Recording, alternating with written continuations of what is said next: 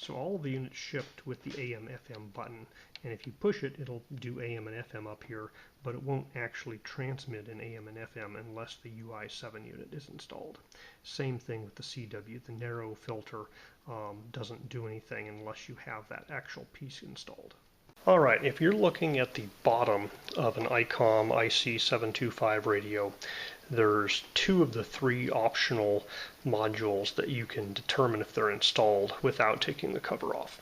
So at the front grill here, if you look right in there, there's a little silver crystal, a small one, and to the left of that and just behind it there's a green circuit board, and if you shine a light in there you can see where it says CW filter. And so if you can see that part of the circuit board that says CW filter, it means that the narrowband CW filter is not installed there. If it were installed there, there'd be kind of a blocky object covering that up. Now on the back grill, normally all of these grill things are open if the UI-7 unit is not installed, but you can see this radio has a UI-7 unit installed, so it enables AM and FM modes.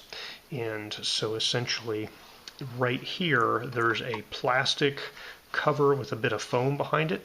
That's the back of the circuit board. And so if these slots are open, it's not installed, but if you can see kind of reflection off that plastic and the foam there that blocks some of these slots, then it is installed. Now you can't tell if the tone unit is plugged into it without taking off the screws.